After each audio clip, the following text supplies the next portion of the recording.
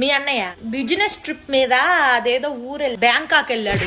Office ఎదవాళ్ళకి బుద్ధి జ్ఞానం లేదు. ఈ మధ్య మరీ ఘోరం అయిపోయి నెలకి 2 సార్లు పిలుస్తున్నారు బ్యాంక్ ఆఫీస్ లో. అల్లాడిపోతున్నాడు. అంత దూరం అంటే ఒళ్ళు హూనం అయిపోదు. ఎక్కడో మ్యాప్ చివరనుంది బ్యాంకాక్. రాగానే ఒళ్ళంతా నొప్పులు ఉంది, కాస్త కాపడం పెట్టు రాజ్యం అని నోరారా అడుగుతాడు. అల్లాడిపోతున్నాడు. పోనీ నేను కూడా వస్తానయ్యా నీతో పాటు, నువ్వు ఆఫీస్ పని చూసుకో అంటే, వద్దో రాజ్యం నువ్వు రామాక, కడుపులో నీళ్లు కదలకుండా ఉండు, వేళకి తిని పడుకో, నీ ఆరోగ్యం నాకు చాలా ముఖ్యం అంటాడమ్మా మహానుభావుడు. అల్లాడిపోతున్నాడు. ఓ రోజైతే అర్ధరాత్రి పూట ఆఫీస్ నుంచి పూజ అనే అమ్మాయి ఫోన్ చేసి నువ్వు ఉన్న పళంగా రావాలి అర్జెంటుగా అని చెప్పేసేసరికి మనిషి ప్యాంటు చొక్కా వేసుకొని గబా గబా బయలుదేరిపోయాడమ్మా. తెల్లారొచ్చాక తెలిసింది ఆ పూజ అనే అమ్మాయి ఫోన్ చేయకపోతే ఉద్యోగం కాస్త ఊడిపోయేది. అల్లాడిపోతున్నాడమ్మా మనిషి. అసలు ఏమైంది తెలుసా, నేను పుట్టిన నుంచి వచ్చేటప్పటికి ఇంట్లో ఒక అమ్మాయి ఉంది. నాన్న నీ ఎవరండి ఈవిడే అని అడిగేసేప్పటికి అర్బన్ క్లాప్ నుంచి పిలిపించి